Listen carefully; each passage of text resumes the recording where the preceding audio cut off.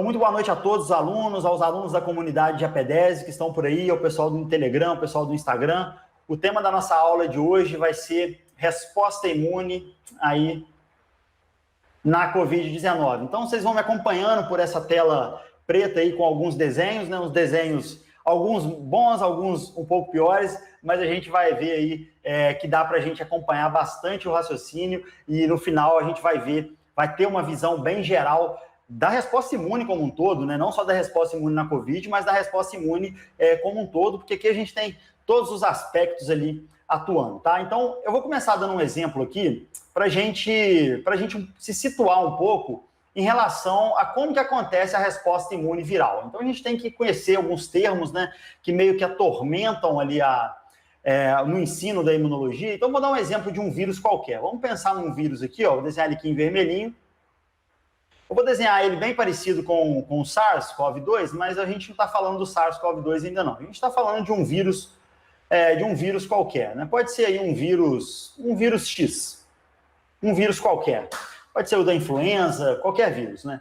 Esse vírus, ele vai interagir aqui com o seu receptor, tranquilo, da sua célula-alvo. Cada célula tem ali o seu receptor e cada vírus ali tem um tropismo por uma determinada célula ou por um determinado tipo de receptor, né? Então, a gente vai ter um receptor qualquer aqui que vai ali promover a interação com esse vírus e, de alguma forma, esse vírus vai conseguir infectar essa célula aqui, que a gente pode chamar ela de célula número 1, tá? O vírus vai entrar aqui dentro dessa célula, né? Ele vai entrar ali pode ser via uma vesícula, via um endossoma, não importa muito agora nesse momento. E aqui a gente tem o vírus dentro dessa célula, certo? Ele conseguiu entrar e agora ele vai ter que liberar o seu conteúdo genético. Junto com esse conteúdo genético vai ser liberado várias proteínas, carboidratos, lipídios, né, de diferentes origens. Então, nesse momento aqui, quando ele começar a liberar, por exemplo, o seu conteúdo genético e as suas proteínas,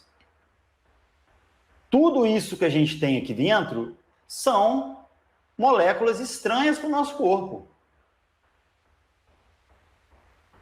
São moléculas estranhas, são moléculas bem diferentes das moléculas que a gente está acostumado a encontrar. Então, elas são moléculas extremamente diferentes, que pertencem aí a diferentes grupos de vírus. A gente ainda não está falando de antígeno, tá? A gente está falando de moléculas estranhas em geral. Essas moléculas, a gente chama elas de PAMPs, que são os conhecidos aí padrões moleculares associados a patógenos, né? São o quê? São grupos de moléculas que vão se repetindo em determinados micro-organismos que a gente não tem igual no nosso corpo, como, por exemplo, um DNA de fita simples, ou um RNA de fita simples, ou as próprias proteínas virais, ou ali o próprio conteúdo de carboidrato, né? São várias moléculas ali que vão se repetindo em determinados patógenos. Por exemplo, o SARS-CoV-2, ele é um vírus de RNA de fita simples.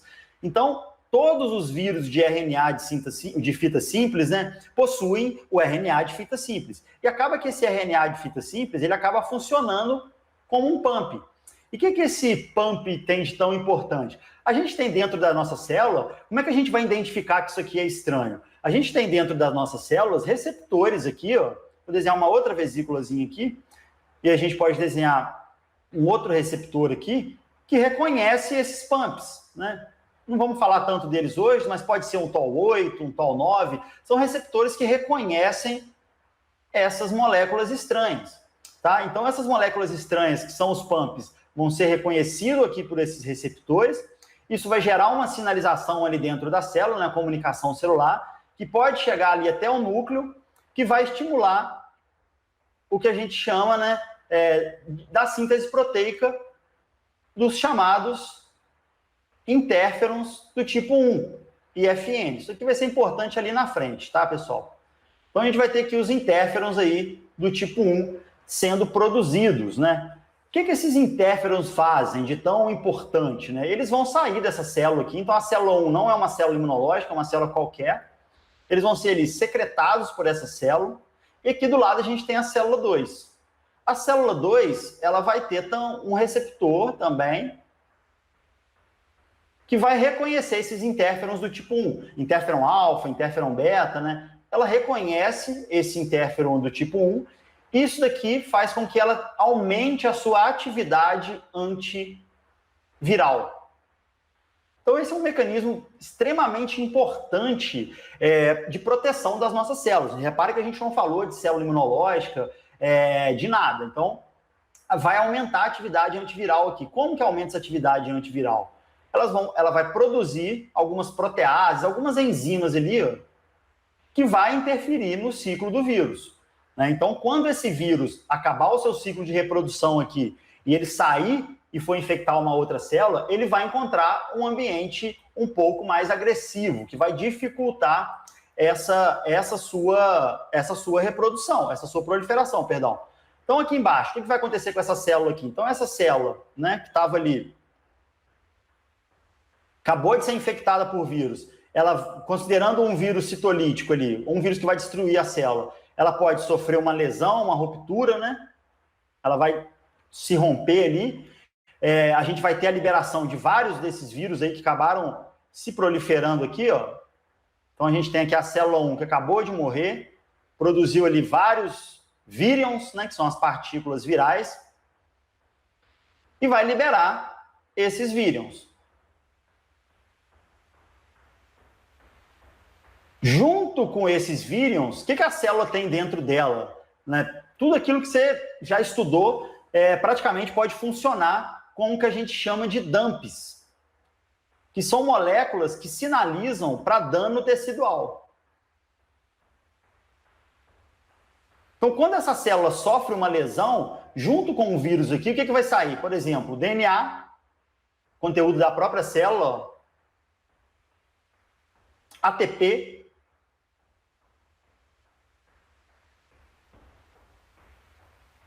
o ATP.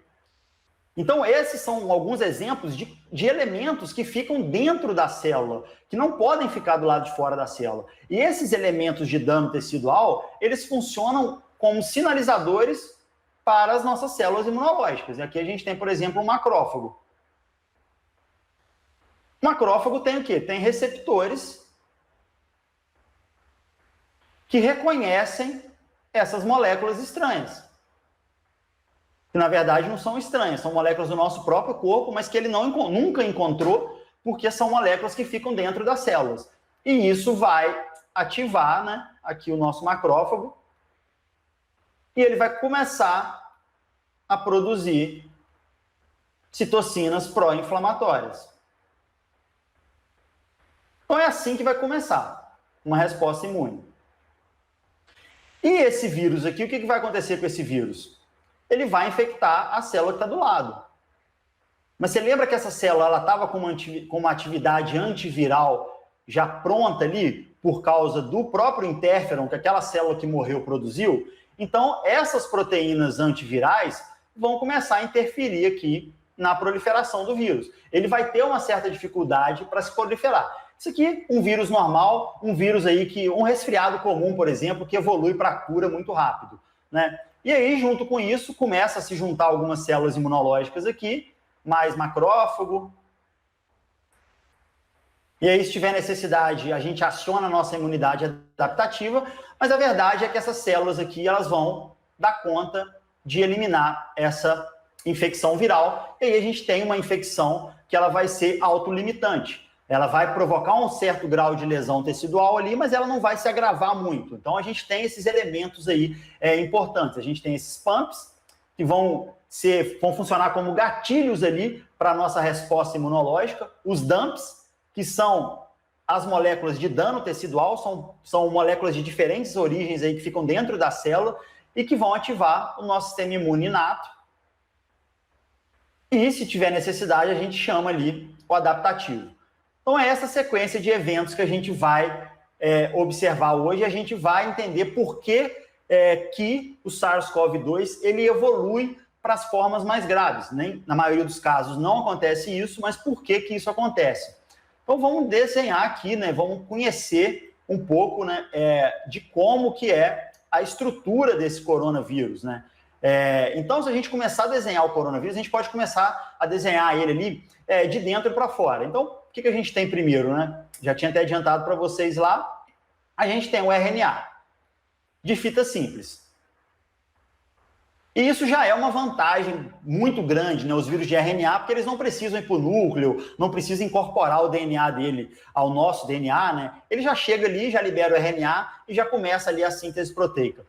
Em volta desse DNA, desse RNA, a gente tem o quê? A gente tem aquele envoltório lá, se vocês lembrarem lá do infográfico que eu enviei para vocês, a gente tem aquela chamada proteína N, que é a proteína do núcleo capsídeo. É uma proteína que envolve ali, uma proteína estrutural bem rígida, que acaba protegendo ali, né, o RNA. Na sequência, resumindo, bem resumindo, né, a gente vai ter o quê? A gente vai ter o famoso envelope lá, que é formado de fosfolipídios, que é como se fosse uma membrana plasmática. Então, é um envelope de fosfolipídios. Por isso que ele não dura tanto tempo no meio ambiente. E aí a gente vai ter as proteínas estruturais importantes, né? A mais famosa aí, a mais estudada até o momento, agora já está saindo estudos das demais, é a que é responsável pela entrada do vírus na célula, que é a chamada proteína S. Então a gente tem aqui a proteína S em vermelhinho, desenhar aqui em verdinho uma outra proteína extremamente importante, estrutural também. Lá no infográfico esse vírus estava mais bonito, né? Que é a proteína M. E a gente tem uma outra proteína estrutural importante, que vai ser a proteína E.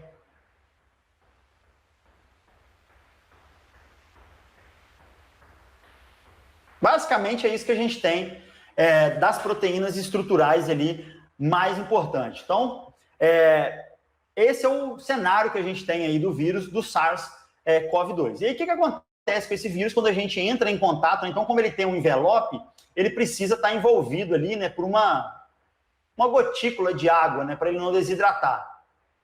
Então, ele tem que estar ali em umas gotículas aí. Já estamos falando em transmissão via aérea, né, via aerosol. Mas basicamente a gente precisa de uma gotícula e acaba aí por isso que a transmissão ela acontece tão próxima, né? Porque as gotículas elas são pesadas e elas tendem a cair no chão. Os aerosóis não, os aerosóis conseguem viajar por distâncias maiores. E aí a gente tem essa gotícula, né, chegando nas vias aéreas ali, nas vias aéreas tanto do trato superior como nas vias aéreas do trato ali inferior, né? Esse vírus do SARS-CoV-2, ele é um pouco diferente dos demais coronavírus ali, os que causam doenças mais graves, né, como o SARS e o MERS, porque a proteína S dele, a gente já vai falar disso, ela tem uma capacidade de ligação muito mais forte do que os demais coronavírus. Então, ele vai chegar aqui, ó, com o seu RNA de fita simples,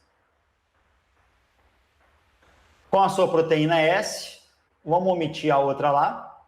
E aí ele chega, ele passa pelo trato respiratório inferior, pelo trato respiratório superior, né, aonde ele já vai conseguir se ligar, e ele vai chegar no trato respiratório inferior, que é o local de preferência dele para se ligar, porque tem muita proteína aqui, tem muito receptor que faz a ligação com a proteína S, que a gente já vai ver qual que é. Aí ele chegou aqui, ele vai encontrar dois tipos de células. Ele vai encontrar os pneumócitos. Vocês lembraram lá da aula de fisiologia. Os pneumócitos do tipo 1 e os do tipo 2. O pneumócito do tipo 1 é ele quem faz as trocas gasosas, né? Passa aqui o oxigênio para dentro e libera aqui o CO2. O pneumócito do tipo 2, que é o principal objetivo do SARS-CoV-2, ele produz o quê? Surfactante.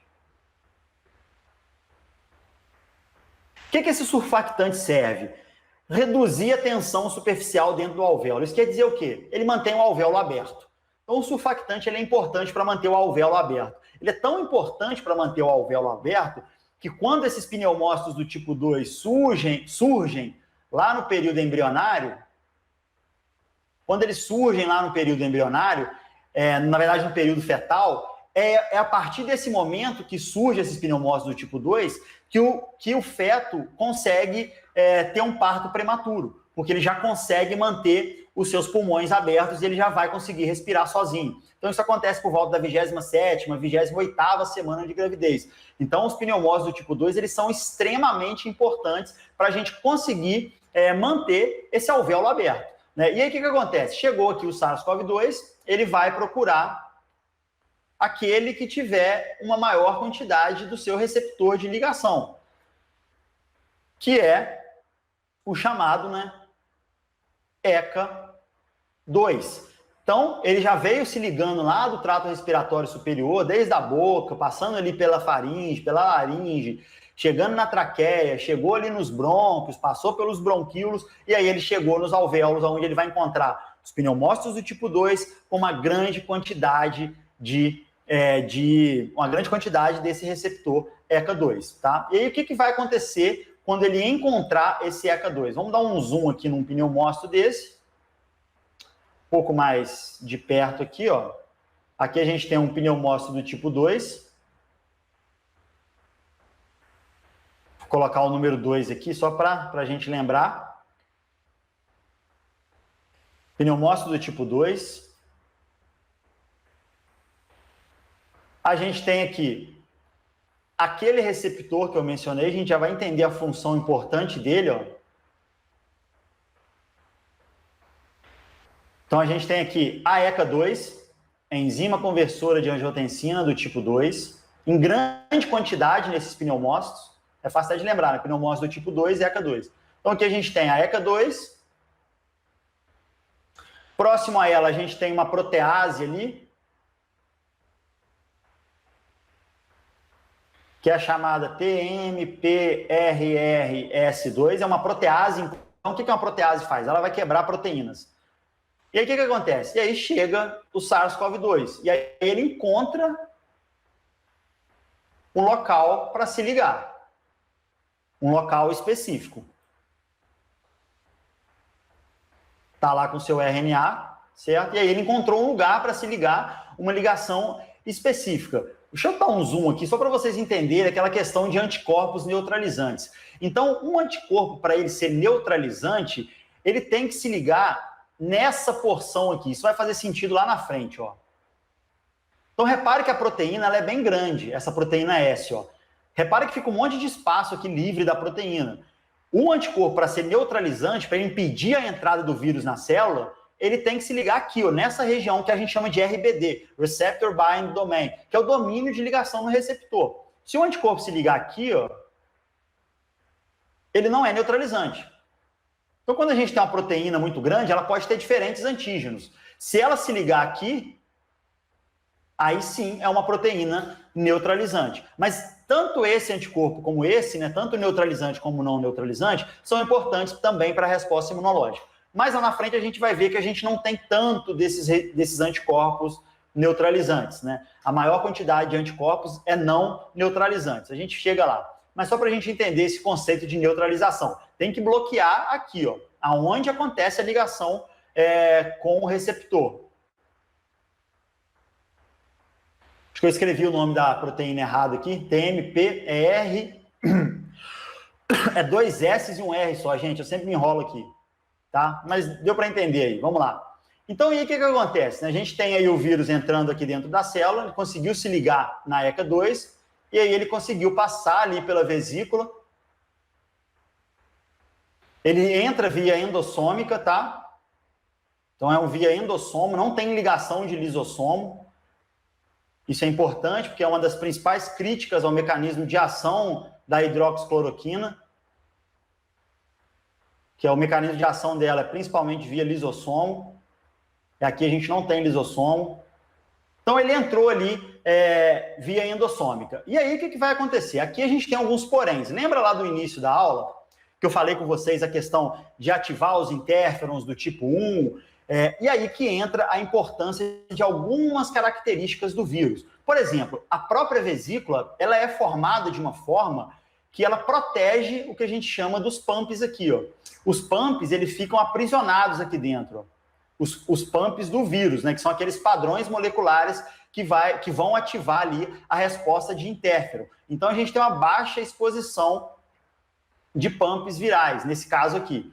E aí ele consegue, além dessa baixa exposição de pumps virais, a gente tem aquela proteína que a gente falou, a proteína M, vou botar aqui PTM, e a gente tem a proteína N, que é a do nucleocapsídeo. As duas aqui reduzem também a resposta de interferon. Isso é importante por quê? Porque essa célula que está sendo infectada, ela não vai conseguir sinalizar para a célula do lado, para a célula do lado se proteger. Então, isso favorece a replicação do vírus. Isso é um mecanismo de virulência dos vírus, né? Desse tipo de vírus. Vários vírus têm diferentes tipos de mecanismos de virulência.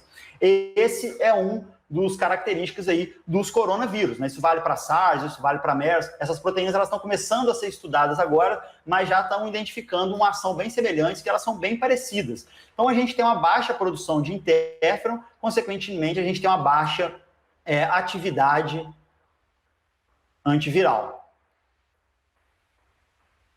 Certo? E aí ele vai liberar aqui o seu conteúdo genético. Libera aqui o RNA.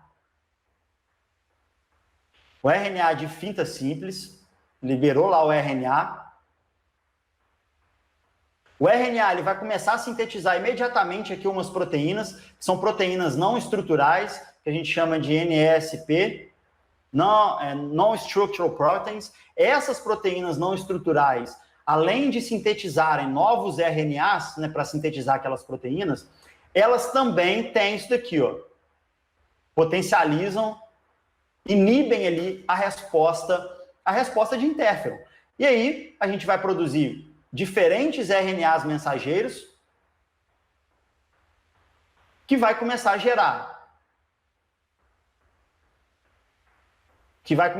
Proteína S, a proteína M, proteína N. Estou dando uma resumida aqui, tá, gente? Proteína N e a proteína E.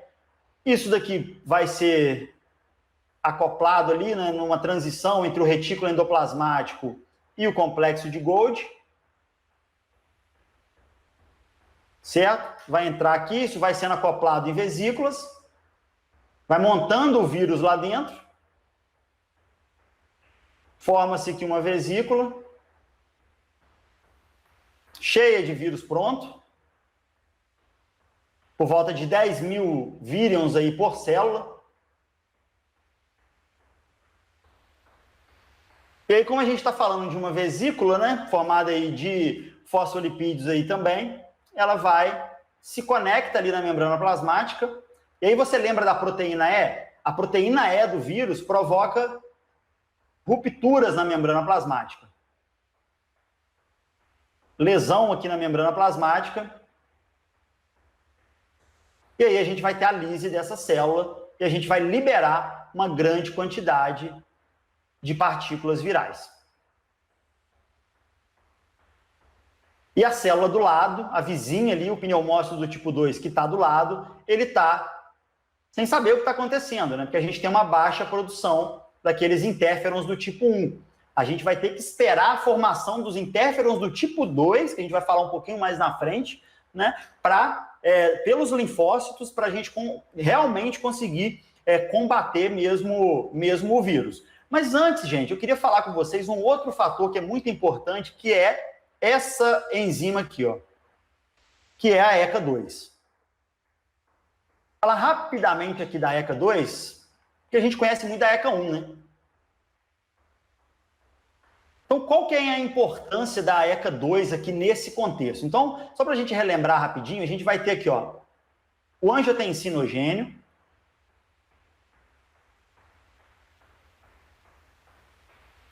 A gente vai ter o angiotensinogênio. Desse angiotensinogênio, o sistema renina ali converte ele em angiotensina 1. E aí que vão entrar as duas proteínas principais aqui que a gente conhece mais.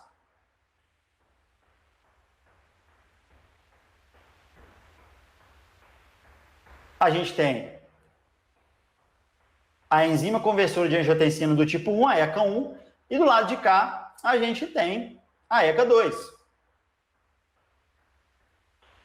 A ECA1 faz o que com a angiotensina? Do tipo 1? Transforma ela, perdão,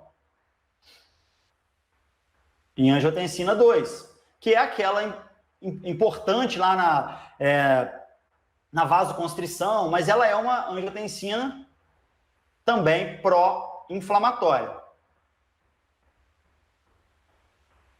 Quando a gente tem aí os dois braços funcionando muito bem, se aumentar demais a ECA1 ali, se aumentar demais a angiotensina, aumentar demais a quantidade de angiotensina 1, a ECA2 entra em ação e começa a converter essa angiotensina 1 em dois fatores ali, angio 1,7, 1,9, né? 1,9 e angiotensina 1,7. E aí que está a questão importante da angiotensina. Essas enzimas, essas proteínas, perdão, elas são anti-inflamatórias.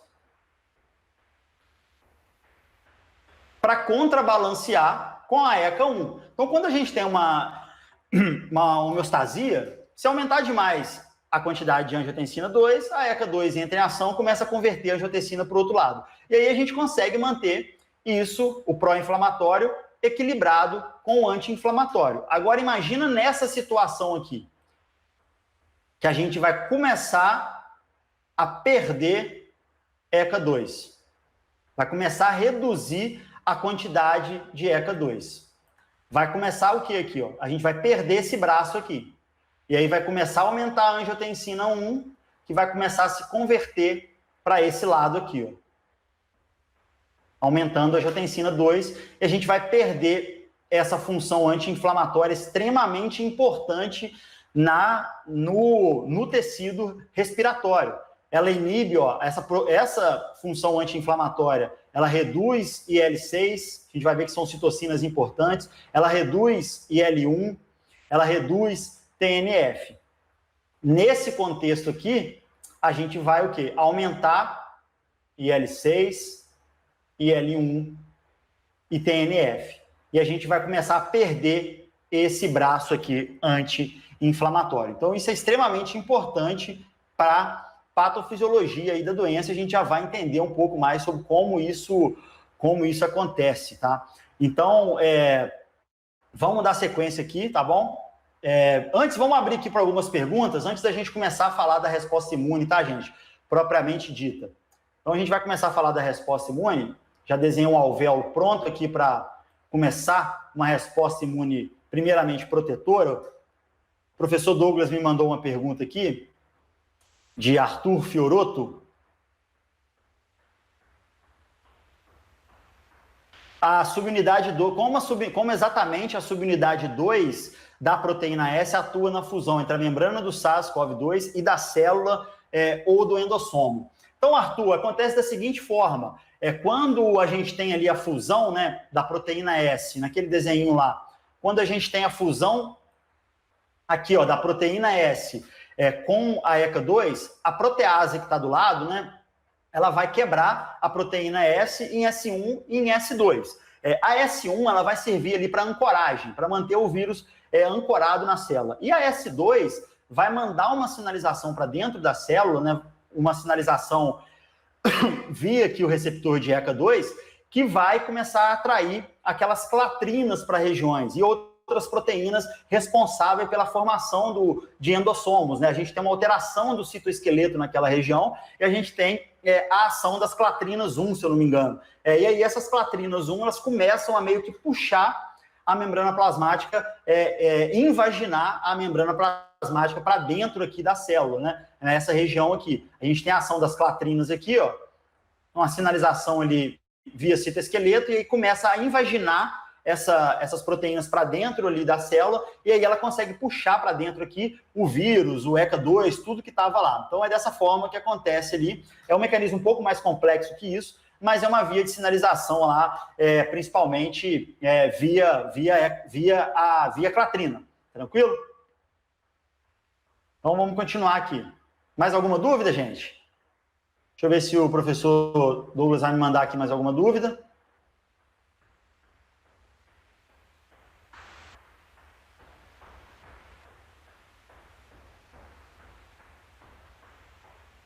Oi, Aislan, eu vi a sua pergunta aqui. A gente vai chegar lá, a gente vai falar dessa parte inflamatória. Desculpa se não deu para eu te responder. Estava na correria aqui da preparação da aula, mas a gente vai chegar lá. A gente vai começar a parte da resposta imune exatamente agora. Então, vamos lá. Então, primeira coisa aqui, gente, vamos falar da nossa resposta imune, né, quando é uma resposta imune protetora. Então, quando a gente vai ter ali uma imunidade protetora, que é quando a gente consegue resolver esse problema, né, que a gente tem. Então, a gente vai falar um pouco aqui da imunidade protetora. Então, de novo, né, aqui, ó, a gente tem a célula, os pneumócitos do tipo 2. Esse daqui eu já desenhei ele mais baqueado um pouco, ó. Ele está ali com o seu coronavírus, que foi o primeiro ali infectado, tá? De vermelho aqui, nessa região aqui. Acabou que foi liberado uma grande quantidade de vírus. Liberamos aqui uma grande quantidade de vírus pronta para atuar. Além disso, né, essa célula sofreu uma lesão aqui, ó, e liberou o seu conteúdo ali como DNA, o próprio ATP. Vou escrever aqui do lado, ó, ATP, DNA. Ela passa por um processo chamado de piroptose, que é um processo de morte celular que leva à produção de interleucina 1, uma potente proteína pró-inflamatória. A gente já vai ver a função dela. Ou seja, a gente está começando a produzir aqui um contexto inflamatório. Então, a gente tem uma citocina pró-inflamatória, que é a IL-1, e a gente tem aqui os DAMPs. A gente tem os DAMPs e a gente tem o vírus, que foi liberado. Só que aí, o vírus não contava que a gente ia ter aqui nessa região chamados macrófagos alveolares. A gente tem bastante quantidade ali na região pulmonar. Então, vamos botar eles aqui de M0, né, que é um M traçado, que é a nomenclatura de macrófagos, tá? E aí a gente faz esse encontro do vírus com os macrófagos ali alveolares. Esses macrófagos, né? Isso daqui vai ativar o complemento, vai acontecer várias etapas aqui, que esse macrófago, eventualmente, ele vai conseguir fagocitar ali o vírus. Então, vamos desenhar o vírus aqui dentro ali desses macrófagos alveolares. Então, ele consegue fagocitar aqui, ele não foi infectado, tá? Ele foi fagocitado mesmo. E a gente tem a ação aqui, ó, desses DAMPs. Então, aqui a gente tem os PAMPs e aqui embaixo a gente tem os DAMPs. Final das contas, isso vai levar para o mesmo caminho. Uma produção, uma ativação desse macrófago. Esse macrófago aqui ele vai começar a ficar ativado, ó. Ele acabou de entrar em contato com vários elementos estranhos, né? Tanto do vírus, como produzidos pela própria lesão tecidual. E o que esse macrófago vai começar a produzir? Várias citocinas pró-inflamatórias. IL-1-beta, IL-6, TNF-alfa. Agora sim ele consegue produzir os interferons do tipo 1.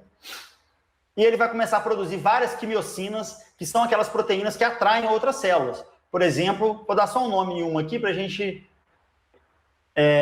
entender. Então, a gente tem esse coquetel aí pró-inflamatório. Aqui a gente tem citocina, citocina, citocina, e aqui a gente tem uma Q de quimiocina. Então, ele começou a produzir essa grande quantidade de citocinas pró-inflamatórias. Enquanto isso, né, os outros vírus, né, foram infectando as células, provocando ali mais lesão, mais destruição celular, ativando mais macrófago.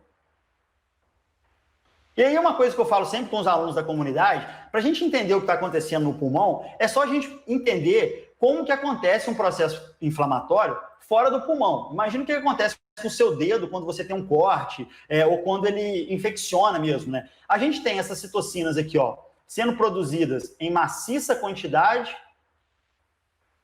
e elas eventualmente vão começar a sair do ambiente pulmonar e vão chegar aqui na região intersticial, por exemplo. né, entre o pulmão e o vaso sanguíneo. Aqui a gente pode ter o quê? Uns mastócitos. Lembra do mastócito? Aquela célula bonita, roxona, tem um monte de estamina. Então a gente tem aqui mastócito, que não vai ser tão ativado assim, mas vai ser ativado. E aí ele pode produzir aqui um pouco de estamina.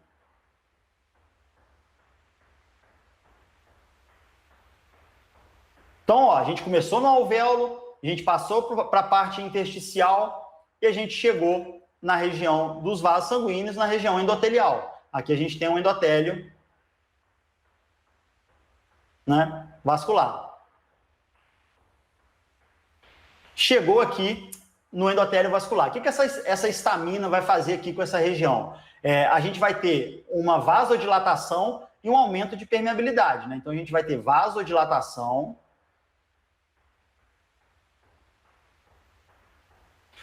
e aumento de permeabilidade.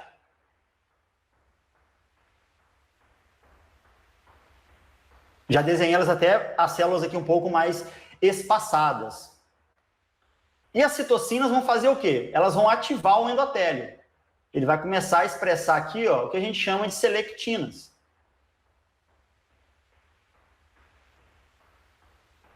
Lembra da MCP1? Ela vem para cá. Ela atrai um monócito. O que vai acontecer aqui? Está passando um monócito ali de bobeira. Ele vai entrar em contato com várias dessas citocinas que está sendo produzida aqui nessa região, local ainda, tá, gente? A gente está falando de manifestações aqui locais. Ele vai ser ativado, esse monócito, ele vai se ligar aqui, ó, nas selectinas. Ele vai rolando até que ele se fixa ali nas integrinas e ele consegue realizar a diapedese, que é o nome aí da minha comunidade. Chegou aqui, ele vai entrar em contato com um monte de citocina e ele vai se transformar em um macrófago. Consegue passar aqui, que aqui é onde está a maior quantidade. E aí eu já vou desenhar ele de azul, que ele se transforma agora em um macrófago.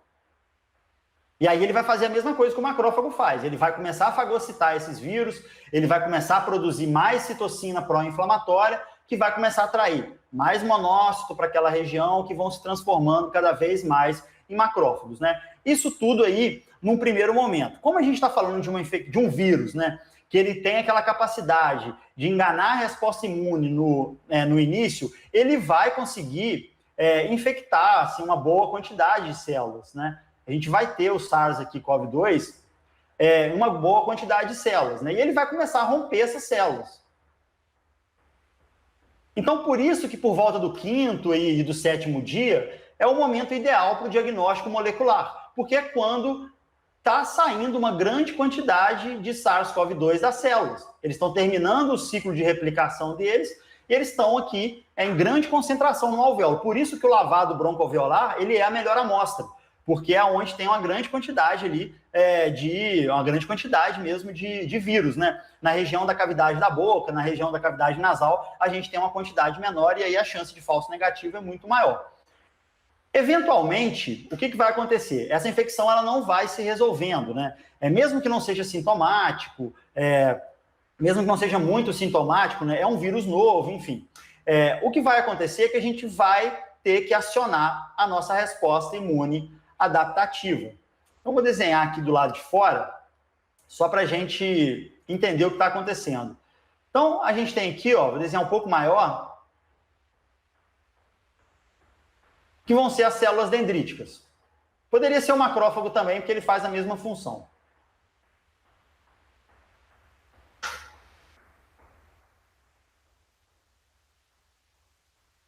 Essa célula dendrítica, ela consegue ali projetar, né, sua membrana plasmática, ela consegue fagocitar o vírus. Pegou o SARS-CoV-2 ali, ó. Aqui a gente tem o SARS-CoV-2. Até mudou de cor.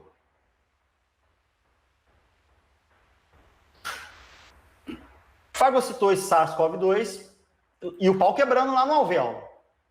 O macrófago lá lutando lá para terminar para resolver esse problema. Ela entra ali nos vasos linfáticos e ela chega no linfonodo. Vamos desenhar a nossa célula dendrítica aqui no linfonodo. Desenhar ela redondinha, tá? Só para ficar mais fácil. Vou botar aqui como APC, aqui no linfonodo. A célula dendrítica, né, por ser uma célula apresentadora de antígeno, ela tem dois receptores importantes ali. Ela tem o MHC 1 e ela tem o MHC 2.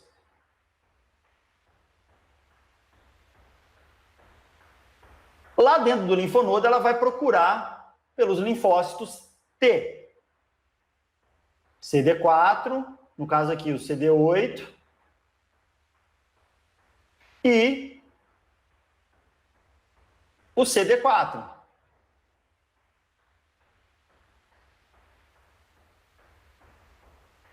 Ambos vão ter receptores que reconhecem aqui o SARS-CoV-2, os antígenos.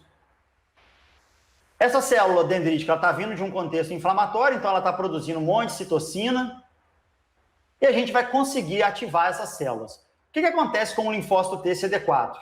Ele vai aqui, ó, se separar, né, começar a proliferar e vai se transformar no linfócito T, que a gente chama de auxiliar ou helper, né? Vamos chamar ele de TH, linfócito T helper, que é o linfócito T do tipo TH1, que produz muito, agora sim, um potente antiviral, o interferon gama.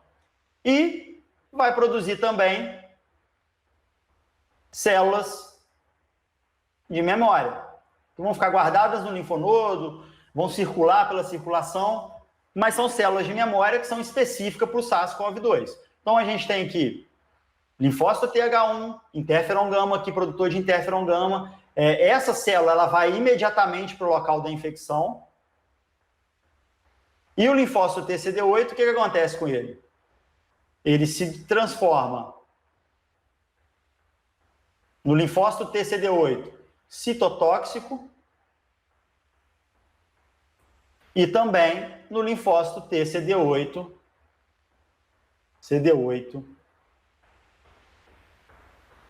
de memória. Então, a gente já está começando a produzir uma resposta imune robusta. Vamos ver do lado aqui que ela vai ficar um pouco melhor. Deixa eu ver aqui quantos... Ixi.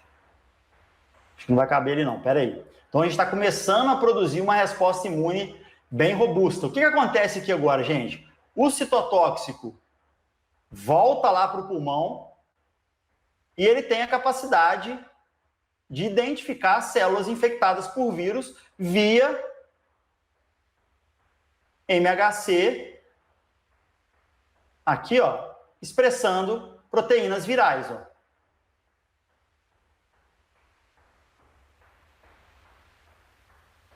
Então, ele vem aqui, reconhece essa proteína e ele acaba produzindo ali granzinas, né, e perforinas. Ele começa a eliminar as células infectadas por vírus.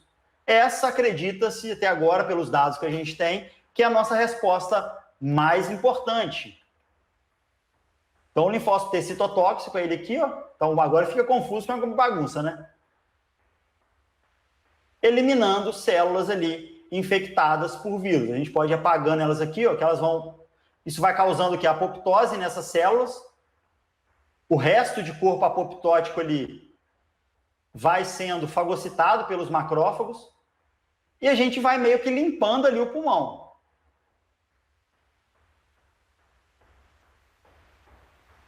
Então, o linfócito TCD8 vai exercendo ali a função dele e vai eliminando todas aquelas células que foram infectadas por vírus. Mas a gente tem mais. A gente tem o CD4 também. Os dois vão junto. A gente vai ter uma grande população de CD4 ali, de CD8. Então, o CD4 vem aqui, ó. linfócito T CD4, do tipo TH1, vai produzir uma grande quantidade de interferon gama, que vai aumentar a atividade desses macrófagos aqui. Agora a gente tem uma resposta bem robusta. O que esses macrófagos vão começar a fazer? Vão começar a fagocitar o vírus com uma maior intensidade. E aí a gente vai limpando aqui essa região. A gente vai eliminando ali os vírus, né?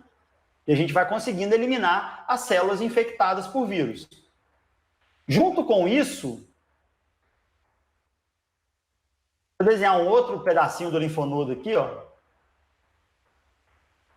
Junto com isso, tudo acontecendo aí ao mesmo tempo, a gente tem que, vou desenhar aqui, puxar o linfonodo aqui, um vaso linfático, ó. A gente tem que proteínas do SARS-CoV-2, antígenos, também vão começar a chegar no linfonodo. Então aqui a gente tem proteínas, ali, restos do SARS-CoV-2, proteínas do SARS-CoV-2. E aí o que vai acontecer agora? A gente vai encontrar um linfócito B, por exemplo, lá no linfonodo. Esse linfócito, ele já tem um anticorpo que já foi gerado lá na medula óssea, que reconhece o SARS-CoV-2, ó, vai se conectar aqui essa proteína, isso vai ativar esse linfócito B. Esse linfócito B, esse anticorpo aqui é sempre uma IgM. Então, esse linfócito B, ele se transforma num plasmócito secretor de IgM, que a gente tem uns plasmócitos produzindo IgM. Só que a IgM, gente, ela é muito grande. Elas são 5 moléculas, né, de anticorpos. Mais ou menos assim, ó. Ele consegue produzir ela, né? À toa que é a nossa resposta de emergência aí. Só que ela não vai conseguir chegar lá no alvéolo. Ela vai ficar aqui na circulação. E essa aqui que é dosada. É essa que é dosada aí para o diagnóstico de fase aguda, né? E ela não tem capacidade neutralizante, até onde os dados que a gente tem até agora. Não neutralizante. Só que a gente tem aqui, ó, o linfócito TH1. Em cima aqui, ó, produzindo citocina. E aí o que ele vai fazer com o linfócito B? Ele vai fazer com que esse linfócito B passe para o que a gente chama de troca de classe.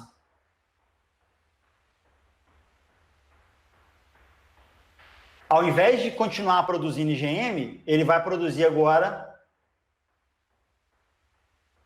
IgG e IgA.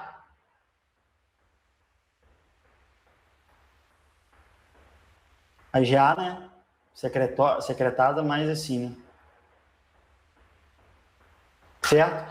E aí, gente, essas proteínas agora, elas são pequenas, né? Elas são bem pequenas, né? E aí elas conseguem, além de chegar aqui, ó, na circulação, elas também vão conseguir chegar nos alvéolos. E aí começa a chegar anticorpo aqui, que também acredita-se que não são neutralizantes, mas eles potencializam, né, a resposta imunológica. Eles potencializam essa limpeza que está acontecendo ali. Mas também foi identificado uma pequena quantidade de linfócitos B de memória que produzem anticorpos neutralizantes. São poucos, mas eles existem. Isso é importante para a vacina. A vacina tem que aumentar a quantidade desses plasmócitos aqui para a gente ter uma resposta imune muito bem elaborada. E aí, gente, quando a gente tem esse contexto todo acontecendo aqui, ó, a gente vai conseguir promover essa limpeza aqui com o mínimo de dano tecidual. Vai eliminando aqui o vírus, ó, vai reduzindo a quantidade de dano tecidual, reduzindo a quantidade de moléculas ali de dano tecidual, ó. Aqui a gente tem o vírus ligado no anticorpo, mesmo que não seja neutralizante, aumenta a capacidade de fagocitose ali dos macrófagos, né? E com o tempo, isso vai se resolvendo. Isso pode acontecer sem sintomas, talvez a resposta imuninata dê conta num primeiro momento, ou ele pode acontecer com sintomas, né? Com sintomas mais leves ou até com sintomas mais graves, mais a gente vai conseguir fazer essa depuração do vírus. E o que vai acontecer depois? Depois, né, os macrófagos voltam aqui e vão fazendo essa limpeza do que sobrou. E aí o pulmão pode ter alguns danos, né, dependendo da quantidade de sintoma, né, pode permanecer alguns danos, mas ele tem uma capacidade de regeneração muito boa. E aí a gente consegue produzir ali uma resposta, uma imunidade protetora, né? O segredo da resposta imunológica está aqui, ó, por enquanto, pelo que a gente viu. São os linfócitos T CD8 citotóxicos e os linfócitos T CD4 do tipo TH1, que são linfócitos aqui produtores de citocinas que vão aumentar a atividade do CD8. E aí a gente consegue fazer essa depuração. E o importante disso tudo é que foi identificado células de memória, tanto de CD8 como também de CD4. Então, essa resposta, que é o que a gente chama de imunidade celular, pode ser a resposta que esteja conferindo ali uma resposta duradoura, né? Porque os anticorpos que a gente produz, os que são dosados lá, ó, IgA, IgG e IgM, eles não têm capacidade neutralizante. Os que têm capacidade neutralizante, eles estão em baixa quantidade, apesar deles existirem. É importante para as vacinas. Então, dessa forma, a gente consegue resolver essa infecção e a gente consegue ali desenvolver um certo grau de imunidade, principalmente pela imunidade celular. Então, antes da gente ver a resposta deletéria, a disfunção, vamos ver se tem alguma pergunta aqui. Deixa eu dar uma olhada aqui, ver se o professor Douglas me mandou alguma pergunta.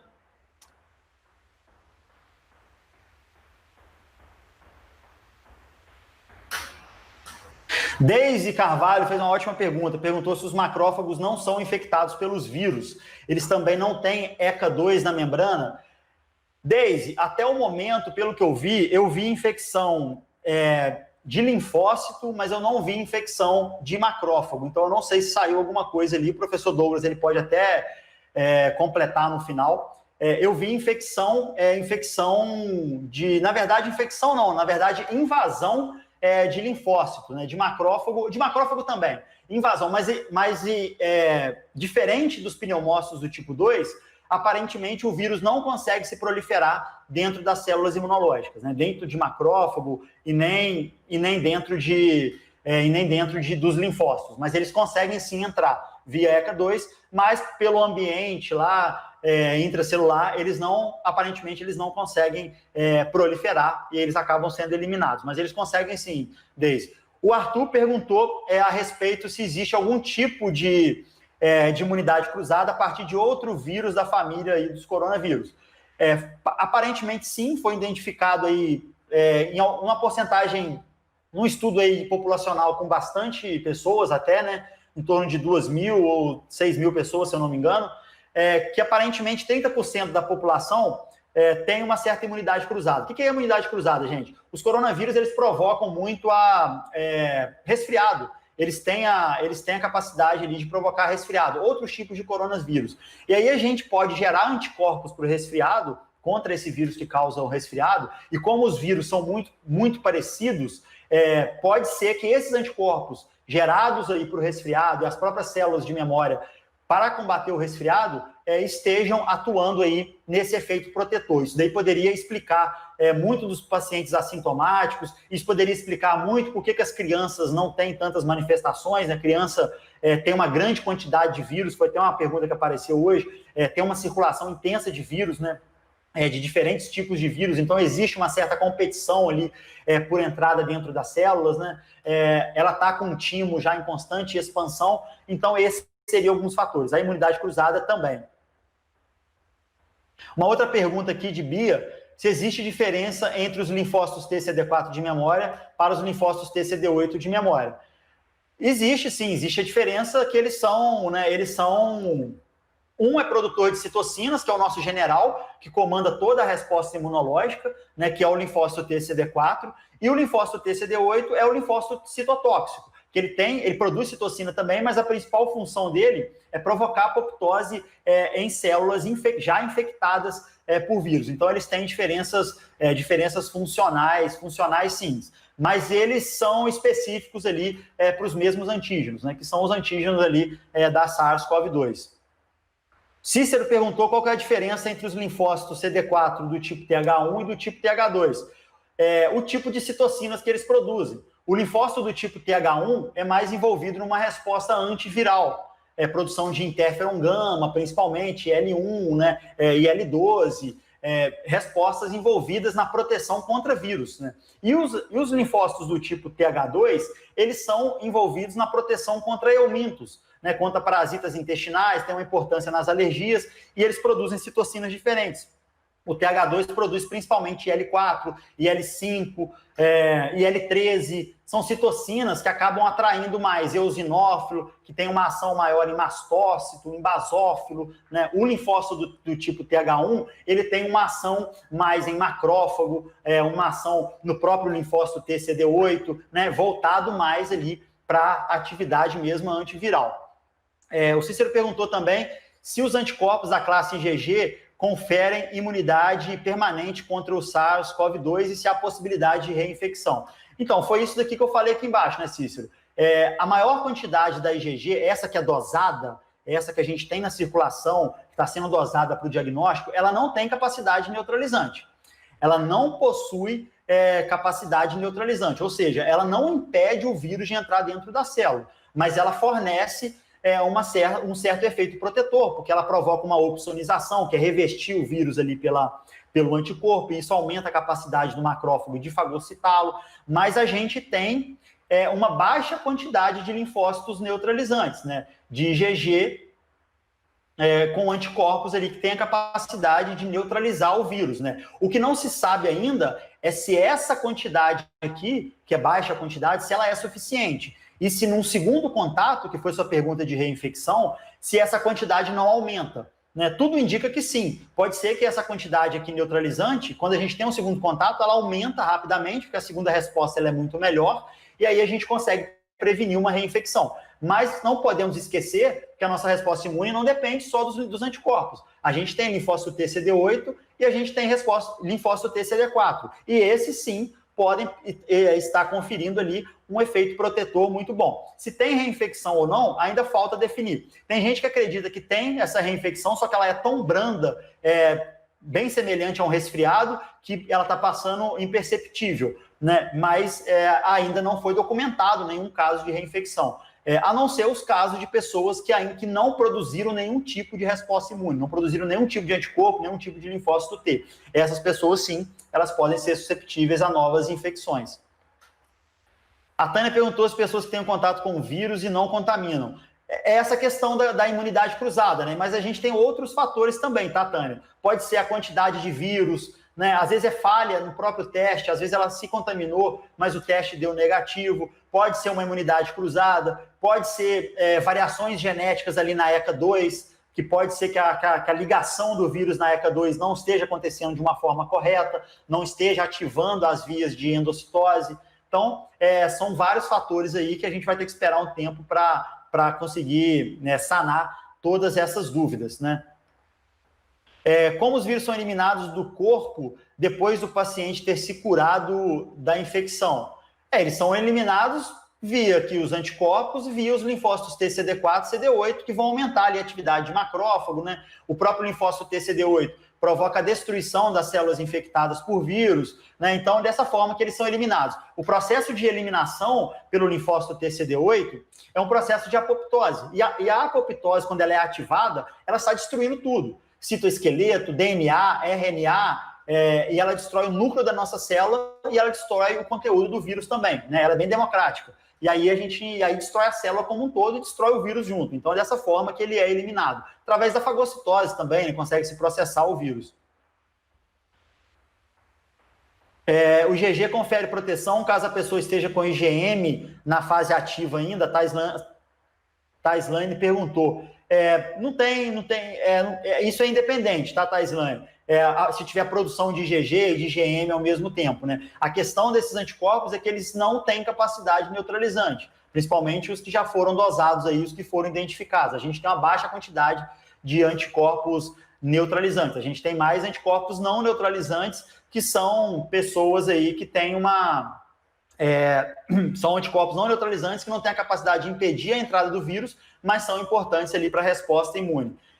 Taislane perguntou também por que há pessoas que não criam ali anticorpos. E aí pode ser por vários motivos, né? Pode ser por uma própria disfunção imunológica, alguma deficiência do timo, algum problema autoimune ou alguma imunossupressão, ou pode ser também que a infecção ela não progrediu a tempo de provocar uma produção de anticorpos. Às vezes a imunidade inata ali já deu conta, a gente sabe que não é muito bem assim que acontece, né? Que a imunidade adaptativa ela sempre é acionada. Mas às vezes a infecção nem aconteceu, né? Mas aí pode ter essas variações, né? A gente tem aí, o que a gente está falando aqui principalmente é o que a gente tem mais aí identificado sobre a resposta imune. Vocês vão ver diferentes relatos de caso, né? De acúmulo de eosinófilos, de acúmulo de neutrófilo, por exemplo, né? Que são variações ali. Esse daqui é uma visão mais geral do que tem acontecido na maioria dos pacientes, né? Os pneumócitos do tipo 1 também são infectados? São também. A gente vai chegar lá agora, Luciano. A questão da hipóxia a gente vai falar agora na disfunção imune mais grave, né? Que é quando a gente tem uma perda de controle aqui. Então, vamos voltar aqui rapidinho, que agora a gente vai falar de quando a gente tem essa disfunção imune. Vou até colocar ela de vermelho aqui, ó. A disfunção imune ela vai ser provocada principalmente, né, por um excesso de produção de citocinas. Você lembra lá que a gente falou da questão da ECA2, né, a questão dos interferons, da reduzida produção de interferons e tal, naquele primeiro momento? Então, tudo isso vai acabar contribuindo para essa disfunção imunológica. Então, a gente vai voltar lá naquele início e vamos tentar desenhar um pouquinho menos de células aqui, só para a gente entender o que está acontecendo. Então, a gente vai ter uma grande quantidade de célula passando por um processo de lesão tecidual, vou desenhar elas em rosa aqui, ó, infectada aqui pelo vírus. O pneumócito do tipo 2, sendo liberado aqui, ó, uma grande quantidade de pneumócito do tipo 2. A nossa resposta imune não está dando conta, então a gente tem vários aqui sendo infectados, ó. Os pneumócitos do tipo 1 também, certo? E a gente está começando a perder célula aqui. Mas junto com isso, o que está acontecendo lá que a gente falou? A gente está produzindo uma grande quantidade de pump, vou desenhar aqui de rosa.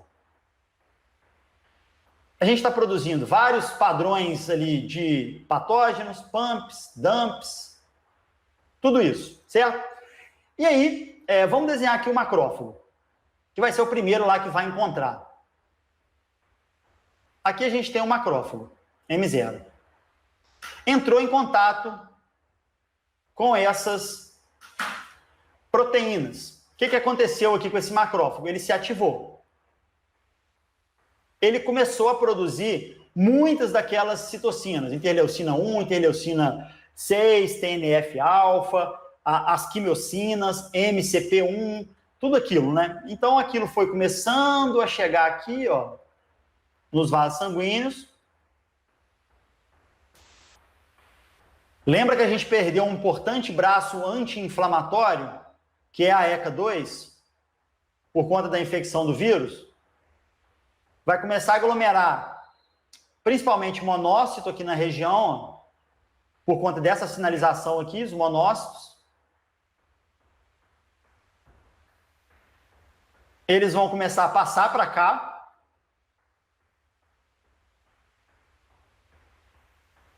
E aqui eles vão se transformar em mais macrófago. Chegou aqui, eles vão produzir mais citocina. Então, a gente está começando a acumular aqui. E a gente não consegue desligar esses macrófagos. A gente não consegue desligar esses macrófagos e eles vão começando a se acumular aqui nessa região. Dentro do nosso alvéolo.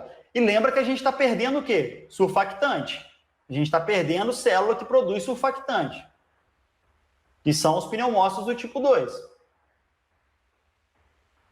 Desenhando elas aqui em rosinha, que elas estão ficando meio baqueadas. Junto com isso, o que está acontecendo com o vaso sanguíneo próximo? Lembra lá da histamina e outros elementos vasodilatadores? A gente tem aqui um grande aumento de permeabilidade.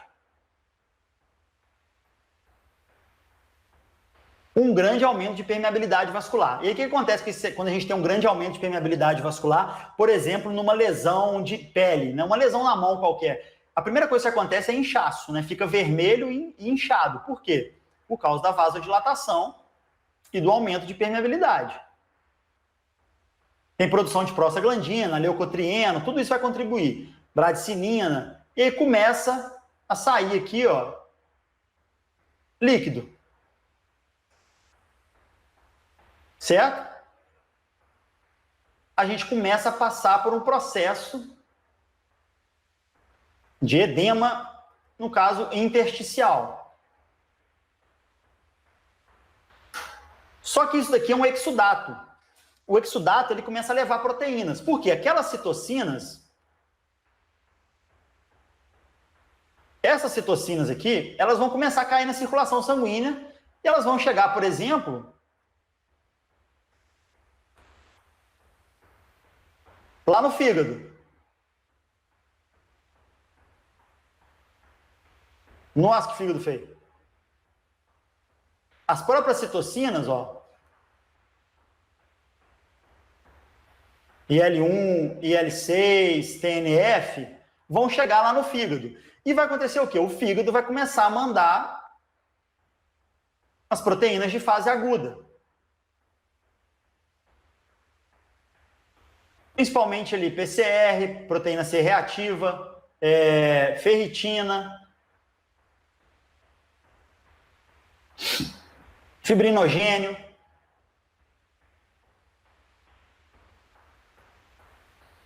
Começa a chegar aqui nessa região, essas proteínas de fase aguda, e começa a circular isso daí constantemente. Além disso, né, essas citocinas vão lá no hipotálamo,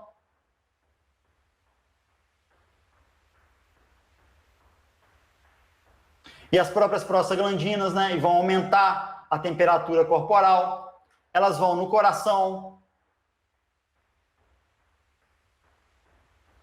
e vão começar a reduzir o débito cardíaco.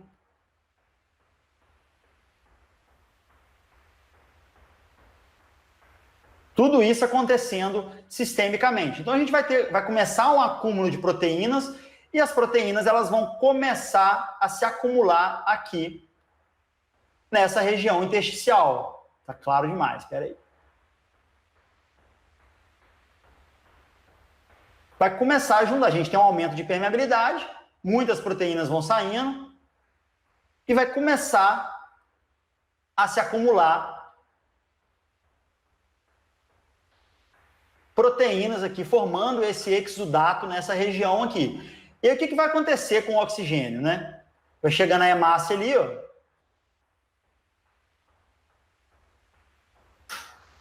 Com o oxigênio não consegue se difundir. Ele não consegue passar por aqui, certo? Então, o oxigênio já começa a ver uma dificuldade para chegar nessa região aqui. E aí, a gente começa a apresentar um certo grau de hipóxia. Qual que é o problema da hipóxia? O problema da hipóxia é que ela é pró-inflamatória, né? A hipóxia ativa, né, os fatores lá de hipóxia que são extremamente pró-inflamatórios. E aí a gente começa a produzir mais citocina aqui dentro. Começa a produzir mais citocina. E aí o que vai acontecendo aqui? O oxigênio, né? Ele não consegue parar, não consegue passar, a gente começa a ter um acúmulo de CO2. Começou a acumular CO2 demais, ele vai se quebrando ali, né? Em H+, né? Bicarbonato. Mas o problema é esse pH+ aqui, ó. E aí o que acontece com o pH? Começa a cair. A gente começa a ter uma acidose respiratória.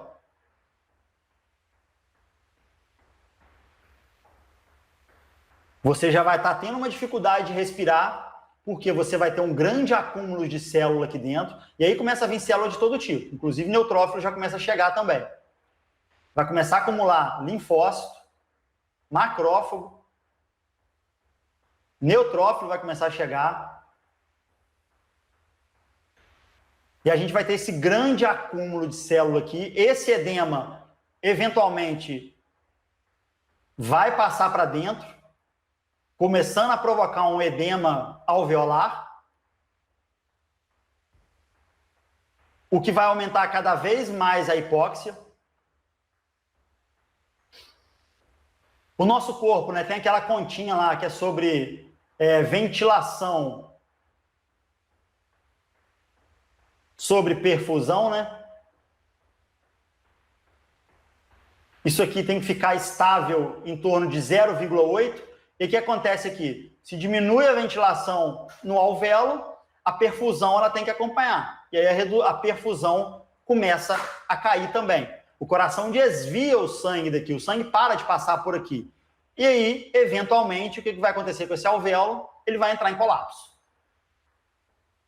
Esse alvéolo já era. A gente vai perder esse alvéolo, né? Esse alvéolo vai entrar em lesão, vai liberar todo esse conteúdo aqui, que vai começar com um processo inflamatório maciço ali na região pulmonar, e isso não está acontecendo, né, só no alvéolo. Então, o que a gente viu? A gente viu esse acúmulo de células acontecendo, o aumento da permeabilidade vascular nas artérias e arteríolas ali na região dos alvéolos. A gente tem ali uma grande concentração de edema, primeiro na região intersticial, depois começa a passar e provocar um edema alveolar. Junto com isso, a gente reduz a perfusão, o que aumenta cada vez mais a hipóxia.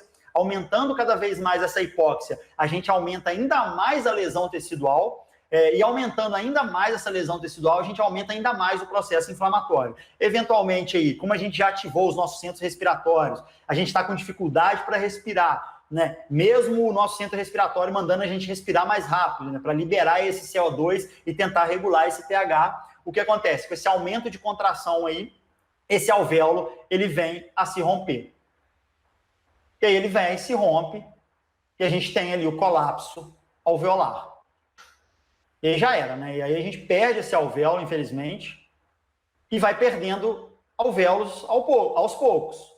À medida que esses alvéolos vão sendo eliminados, a capacidade respiratória vai sendo diminuída, cada vez mais. E aí o que acontece com esse colapso e após esse colapso, né? Ou não após, mas tudo junto, né? Desenhar aqui, ó, no finalzinho, tá no final da aula já. Então aqui a gente tem, ó, esse alvéolo colapsado, cheio de célula lá dentro.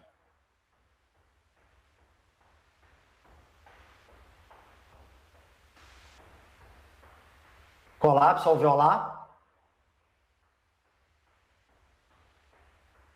Aqui, isso já chegou a provocar uma lesão endotelial, também por conta da ativação do endotélio, muita célula passando ali, realizando a diapedese, a gente tem um grau de lesão endotelial aqui, e aqui a gente tem colágeno. O que acontece? O colágeno começa a aparecer aqui no vaso sanguíneo. Isso aqui é o colágeno. Além do colágeno, aquele monte de citocina aqui, ó, pró-inflamatória, que está tanto aqui como está aqui dentro da circulação, que é o que a gente chama de chuva de citocinas,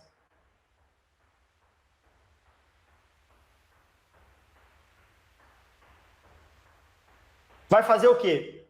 Vai atuar nessas células endoteliais, e essa célula endotelial, ela vai reduzir, ela vai diminuir a sua capacidade anticoagulante.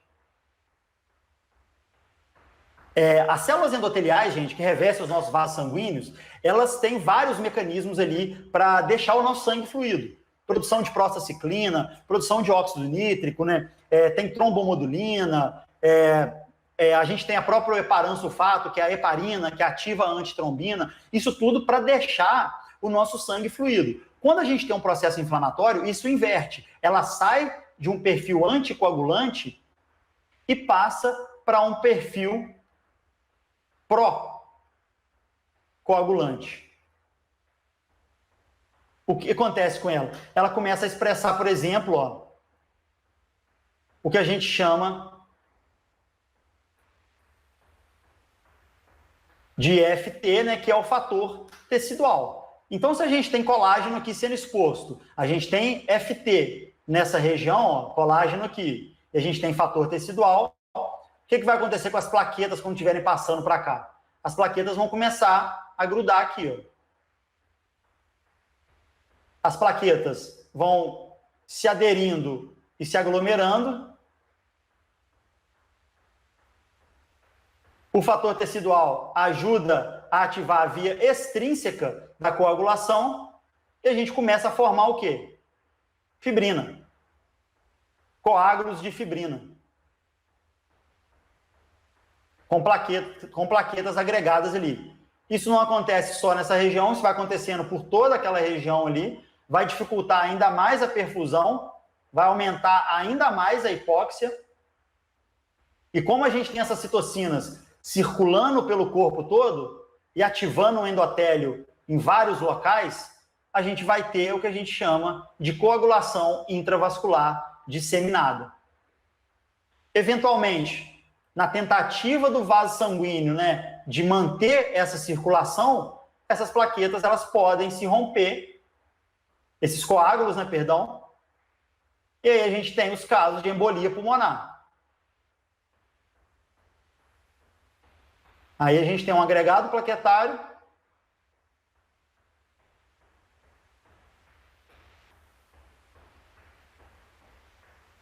que vai se distribuir aí pelo corpo e pode chegar até o cérebro e provocar, né, um aneurisma. Junto com isso, a gente está tendo ali uma intensa vasodilatação generalizada, né? A gente tem uma vasodilatação bem generalizada por conta de todas as citocinas que estão sendo produzidas, ó. Então, a gente tem uma vasodilatação generalizada. Com isso, a gente está perdendo fluido de todas as regiões do nosso corpo. A gente vai ter uma queda maciça de pressão. Uma queda de pressão que não vai conseguir se retornar ao normal nem com a utilização de vasoativos, né, no caso da epinefrina, norepinefrina. E aí, a gente tem, infelizmente, um choque. A pressão cai demais.